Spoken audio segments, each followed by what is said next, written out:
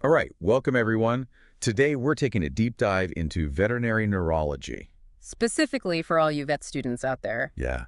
You know, neurology exams can be tough. They sure can. So we're going to try to break it down today and make it a little bit easier for you. Using this awesome textbook as our guide. Exactly. It's super practical. Yeah. So let's jump right in. All right. Sounds good. So you're in the exam room and you've got a pet showing, well, some interesting neurological signs. Right. Where do we even start? Well, one of the first things I like to think about is the DAM-NITV scheme. Okay, the DAM-NITV scheme. Have you heard of this? Yeah, it's a great tool. It stands for degenerative, anomalous, metabolic, nutritional, neoplastic, inflammatory or infectious, toxic, traumatic, and vascular. Wow, that's a lot. Yeah, it's basically a checklist of potential causes. Right. And it helps you consider the patient's signalment, the way the problem started, and whether the signs are symmetrical. So it's like a mental framework for approaching these cases. Exactly. Okay, so let's put this DAM-NITV scheme into action. Okay. Let's say we've got a young golden retriever coming in, dragging a hind leg. Right. How would we use DAM-NITV to start figuring out what's going on? Well, first think about the signalment. Okay, young golden retriever. Right, that makes us think about certain breed predispositions, Like? hip dysplasia, maybe even a spinal cord issue. Okay, makes sense.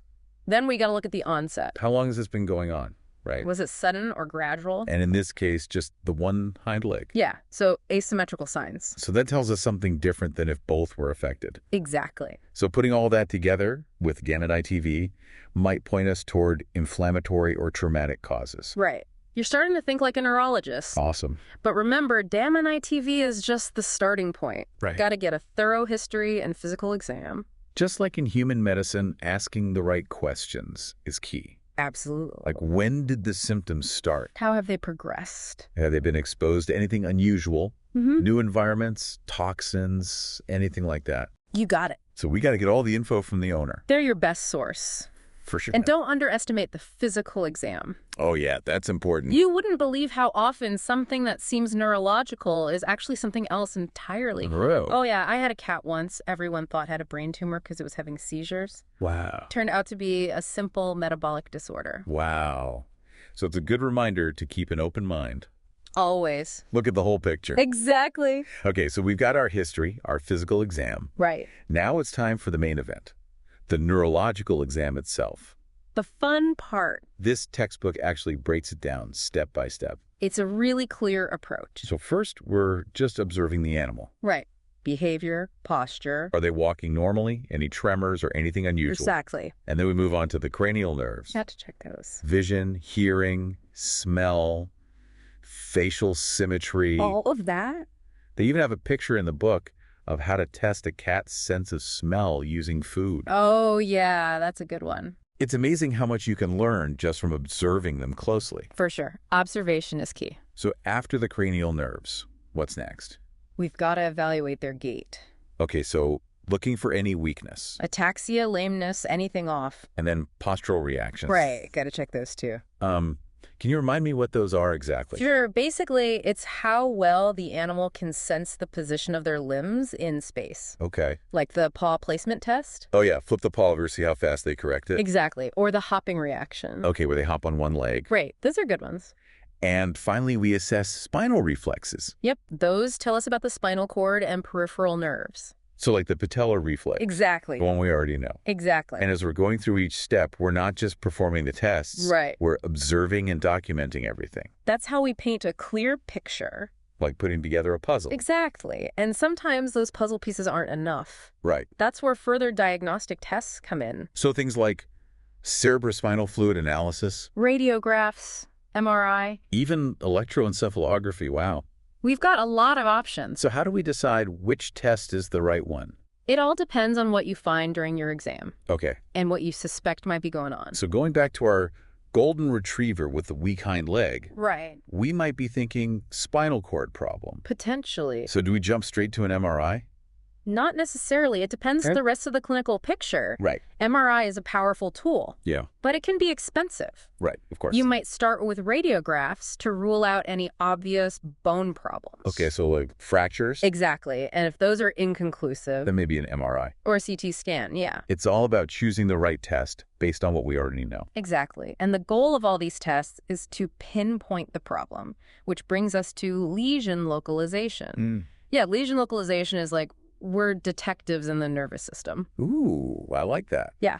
We use the neurological deficits to pinpoint where the problem is. So like in the brain. The spinal cord, even the peripheral nerves. So we're using our clues to figure out which road leads to the problem. Exactly, like a roadmap of the nervous system. I love that analogy. And this textbook has a great table that breaks it all down. Oh, that's helpful. It shows you the different sections of the nervous system and the clinical signs you'd expect So we can connect the dots. between your exam findings and the location of the problem. This is feeling a lot less like a guessing game now. That's what we want. So let's say we have a dog that's head pressing, Oh yeah, that's a classic sign. pressing their head against the wall, Could be a problem in the forebrain.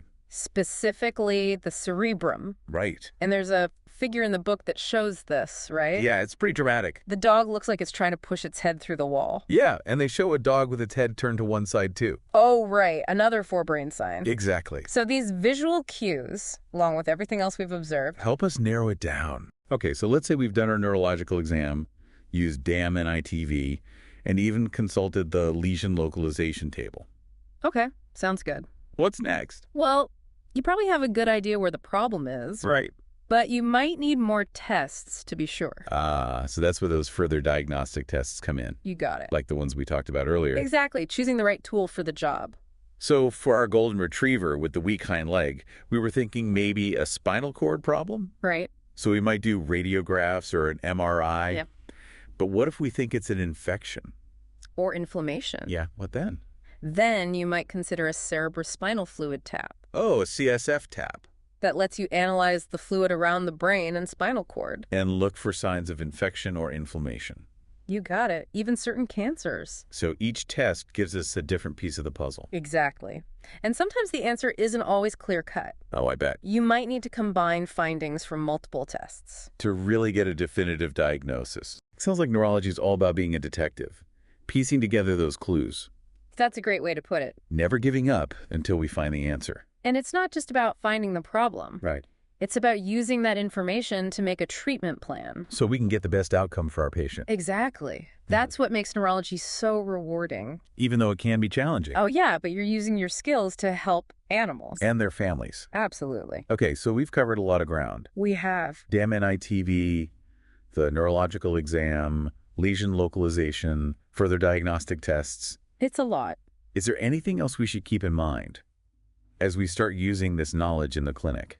You know, one thing that always helped me was paying attention to the animal's behavior. Even before the exam. Yeah, even before you start the formal exam. Yeah. Their demeanor, their posture, how they interact with their environment. That can tell us a lot. It can give you a head start on understanding what's going on neurologically. Oh, so like those subtle clues you find in a detective novel? Exactly. I can't wait to try that out on my next rotation. You'll do great. So any other tricks of the trade you could share? You know, one thing I always tell students is that the nervous system is incredibly complex. Oh, I believe that. And sometimes even experienced neurologists can't pinpoint the exact cause. So it's okay to not have all the answers. Absolutely. That's good to know. The important thing is to be thorough. Right. Use all the tools you have and never stop learning. And even if you can't find the exact cause, You can still provide supportive care. and make the patient more comfortable. Exactly. That's a good perspective. And remember, med is a team sport. Oh, yeah, for sure. Don't be afraid to reach out to colleagues, consult with specialists. We don't have to go it alone. Exactly. So as we move into the final part of our deep dive, what are the key takeaways about the neurological exam and lesion localization? Well, first and foremost, a systematic approach is essential. Like having a checklist. From DMNI-TV to the steps of the exam, a structured framework helps you not miss anything. Checklist for success. Exactly. And don't forget the power of observation. Right. Those subtle behavioral cues. Listen to the owner's history. Trust your instincts. It's like we really are detectives, looking for those subtle clues. You got it. Yeah, it really is like we're detectives using these clues, and this textbook is like our guidebook to the nervous system. It is. With all the lesion localization tables and figures, it's a great resource. So much easier than just trying to memorize everything. For sure. And just like a good detective, you got to pay attention to every detail. Even the tiny ones. Right. Sometimes the smallest thing can be the key to the whole case. So if we see a cat with a head tilt, Right. we shouldn't just assume it's an ear infection. Nope. Got to think about all the possibilities. Use our exam skills to narrow it down. Exactly. A head tilt could be vestibular. But it could be something else too. Right. That's why the neuro exam is so important. Along with the history and knowing about lesion localization. Helps you rule things out and focus on the most likely causes. Okay, so let's say we've done all that. We've localized the lesion. Got a good working diagnosis. All right. What happens next? Well, that's where we get to make a treatment plan. The real fun begins. Right. Once you know where the problem is. You can start figuring out how to fix it.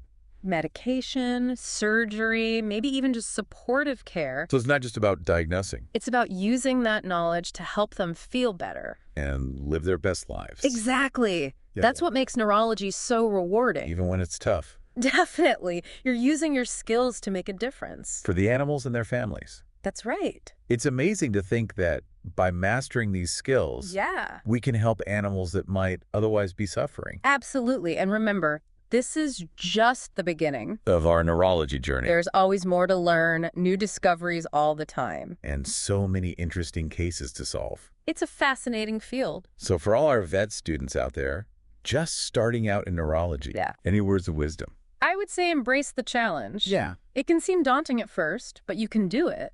With a curious mind.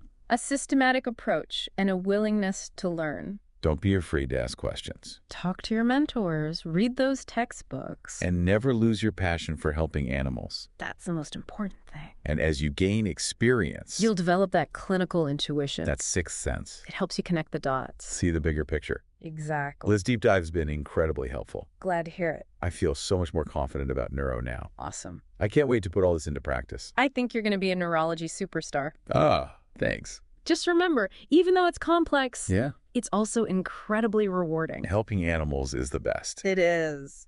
So to wrap up our deep dive into neurology, All right. we want to leave you with one final thought. Okay. As you examine your patients, Right. remember that even subtle changes can be a sign of a neurological problem. Like a slight head tilt, a change in gait. Or even a personality shift. Don't dismiss those signs. Investigate them. Trust your instincts, use your knowledge. And never stop learning. And remember, from Vet Neurojar, keep those minds inspired, hearts light, and tails wagging.